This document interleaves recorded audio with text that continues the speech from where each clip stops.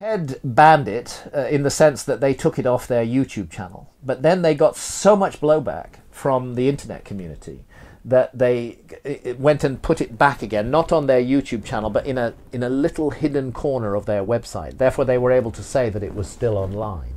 I and another researcher, Rupert Sheldrake, both had our talks taken down at the same time. We'd both given the talks at the same event. They were very different talks. The only thing they had in common was this notion that consciousness is a mystery and has not been fully explained and may be non-local rather than simply confined to the brain. And that seemed to go against a sort of scientific diktat that TED has, that everything is material, that there is no such thing as non-local consciousness. It went against that, and they took our talks down. But then they got the reaction on the internet, and they stuck them back in this little corner of their website, which Rupert calls the naughty corner. They put our talks in the naughty corner, and then there became a huge debate around them. Well, you know, in terms of the visibility of my talk, TED, actually, I have to say, did me a huge favour by banning it, because that had the opposite effect from the effect they intended. They hoped it would just go away. Instead, it attracted attention from all over the internet, and that talk has been independently uploaded on dozens of YouTube channels, and at the latest count is somewhere up around 3 million total views across all those channels, which it wouldn't have had if it had stayed on TED. So, you know. So how did it initially make you feel when you found It initially made me feel very bad and very wronged, because I had put a huge amount of effort. I'd spent a month preparing that talk. You have to do it in 18 minutes on TED, and that is not easy.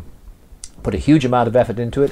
It had been publicly available, and then, as though I'd committed some offence, it was just suddenly taken down. So it was defaming me, actually. It was defamatory to me, and I felt very bad about it. But then I was just incredibly supported and encouraged on the internet, and hundreds of thousands of people around the world felt strongly that what had been done to me and to Rupert Sheldrake was wrong, and it should never have happened. And the level of protest was huge, and you know, I think TED realised that they had actually made an enormous mistake, but there was just no way they could backpedal from that. I mean, in the end, it turned out that all of the justifications that they had given for why they took my talk down and why they took Rupert's talk down, they had to abandon all of those. They're actually crossed out on their website now.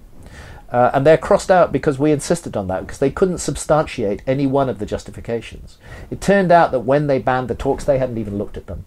They just felt that the general theme wasn't TED, you know, so it had to be taken down. So they made up reasons why they'd taken it down, and none of those reasons held water. So we have it now, a permanent record on the TED website, their objections crossed out and our refutations underneath them.